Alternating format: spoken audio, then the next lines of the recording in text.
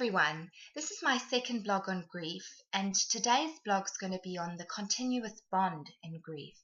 And you might hear that if you're reading books and just seeing grief literature, or maybe if you're getting counseling, you will have heard this. And so I wanted to explain what a continuous bond is and how it can help you through your grief.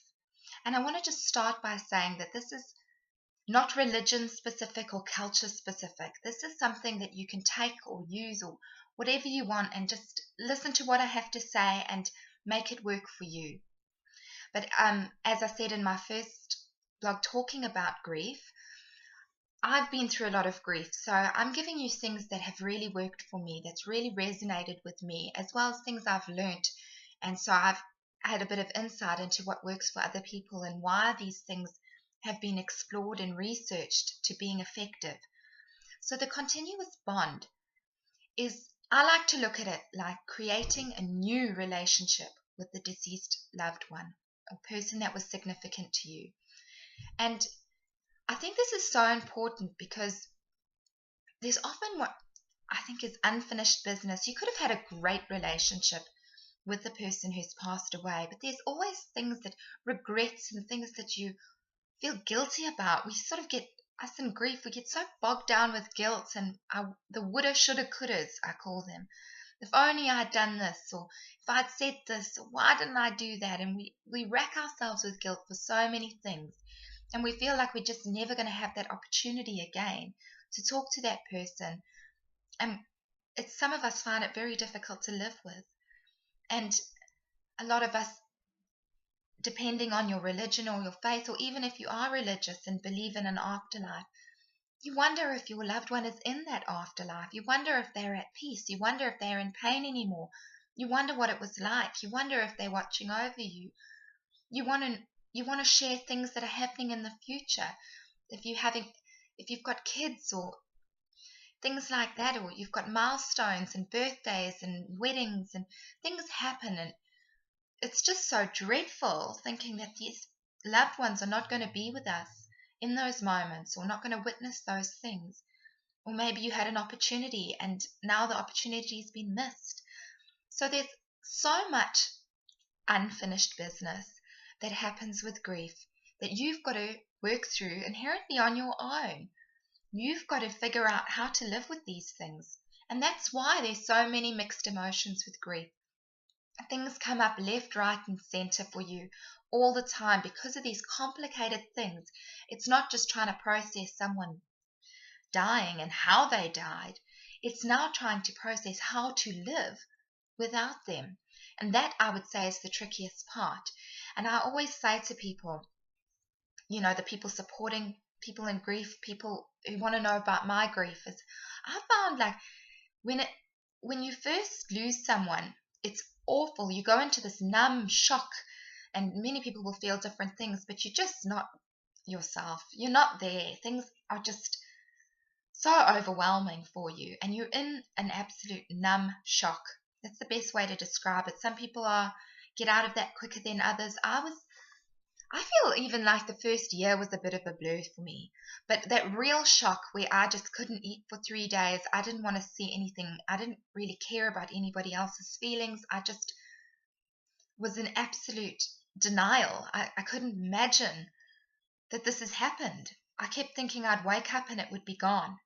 And it wasn't. And the more I realized it wasn't, or you wake up from a dream in the morning, or when you finally fallen asleep, and you realize like a ton of bricks what's just happened, and your whole world shatters all over again, and you go through this.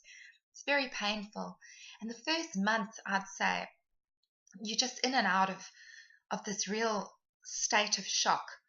And it's when that shock wears off that I find is even more difficult, because now people have sort of gone back to their lives and the support wears down a bit, or they're a bit sick of you talking about it or crying, and they find it difficult to manage.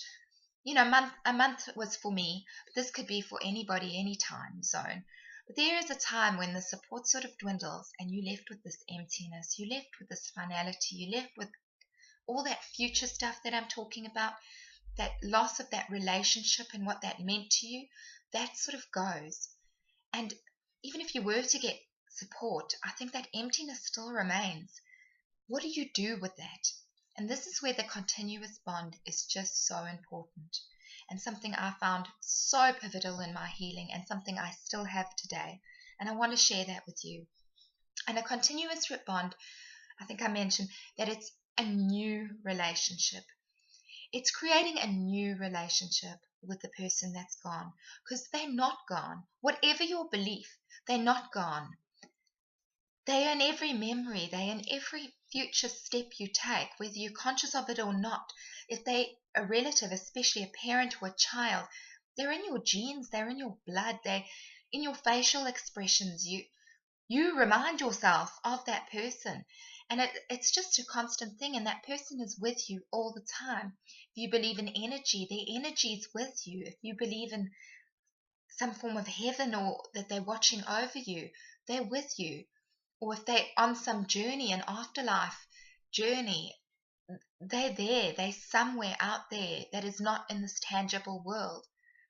But having that relationship with them, this finding a way to include them in your life, whether you actually want to do what I do and physically talk to. I lost my mother. I talk to my mother all the time. I imagine her sitting on the side of my bed. I invoke her memory so much that I feel like she's there. I envision her giving me hugs. I do that kind of thing. But that might not be for everybody. But keeping her memory alive is another way to continue that bond, is talking about her, bringing her up, because we like to just throw things under the rug. And I think parents like to do this and don't talk about it, and children want to talk about it, and they're confused and they need to talk about it, and this whole putting it aside and throwing it under the rug because it's just too painful. Let me tell you, it just doesn't go anywhere. That inherently becomes harder. That becomes unprocessed grief, and that creates a world of problems later on. So if you can find a way to keep them alive. I've been to a few funerals where after the funeral we've sat around and we've laughed about the person who's gone away or who's passed away. We've had a good laugh, remember that time, and trips down memory lane, or using sayings that they would like, or my mother would say. I do that all the time. Anyone who knows me feels like they know my mother, because she's such a big part of me, and I bring her up in so many ways. And the more I do that, the more normal it became for me, to the point where I don't get emotional when I talk about her. I actually get this fond feeling, this feeling where it's just wonderful. If I'm going through a tough time, I do get emotional, but I embrace that too, because I think missing somebody is so normal. And I was a teenager when I lost my mum, and so I struggled with grieving. I just sort of carried on, and it affected me in so many different ways. And I got counseling, and thank goodness I did, because I was able to process it through my dreams, because my teenage brain wasn't developed enough to go through this. And it was such a tragedy, and I had unprocessed grief that I still work on to this day. But I feel like where I've got now is it's a really accepting place. And I even accept the pain that comes with accepting this loss. This loss is painful, and it always will be. And I feel more connected to my mother when I do that, because often it's invoked by a memory. And I will constantly get new memories, because for me, I had 17 years of my life with this woman that gave me everything. So it's important. And the more you do it, the more you try and keep them in your life, even though they're physically gone, knowing that they're still with you in some way, whether it be through your memories, whether you believe that they actually are with you. I like to believe she's guiding me and watching over me, but this doesn't need to be the way you view it. How you view it is pivotal. What works for you, and that's with anything that you're going through, any tough thing that you're going through. Don't listen to other people about what should work for you. You've got to look at what really works for you. And grief is hard. And so I want to give this tip to you, that if you can find a new way to have this loved one in your life, and I'll go on to say that there will be anger, there will be unprocessed things that you haven't resolved with that person. You might be angry with them for dying. I know I was. My mother made a statement to me once, which was naughty of her, because she promised me that she wouldn't die. And a lot of us do that to our children. We say that I'm not going anywhere.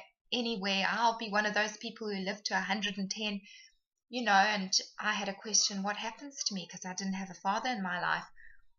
And that's how she wanted to reassure me, and it came from such good intentions. But I was angry about that, because she did die, and she did leave me, and my worst fear came true, and I was really angry, and I needed to be angry with her. And once I was able to work through that anger, that got released.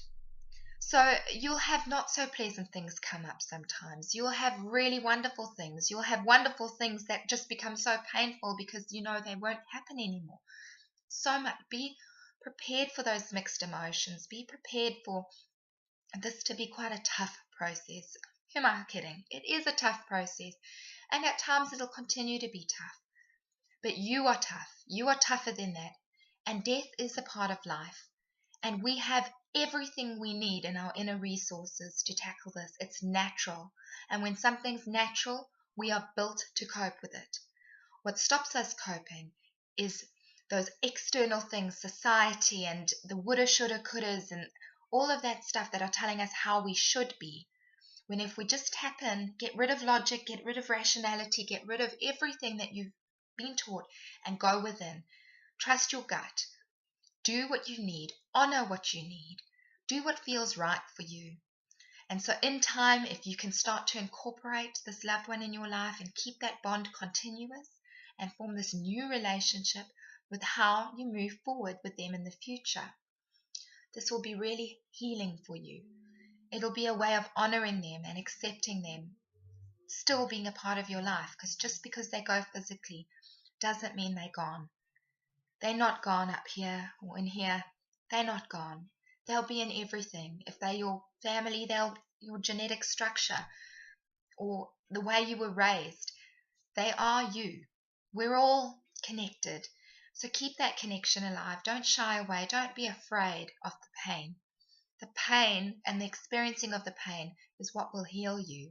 And getting to a place where you can remember them and honor those memories and laugh at those memories or cry at those memories or get angry at those memories. That's being true to yourself. And the truer you are to yourself, the more healing you're going to do and the better you're going to feel and the healthier your life is going to be. So trust me, it's a process. It could take ages. Don't put time limits on these things. But I want you to know about it.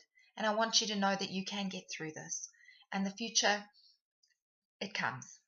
And you've got to make that decision to carry on, and you've got to find what works for you to get you there.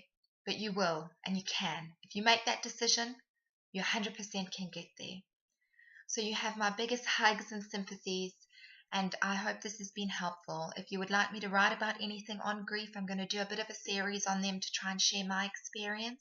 So I really welcome questions or comments or to hear your stories. I'd love to hear. So this is on YouTube.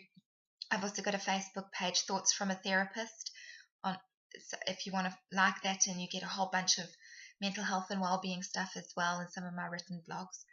So I hope that's been helpful. Take care. Bye.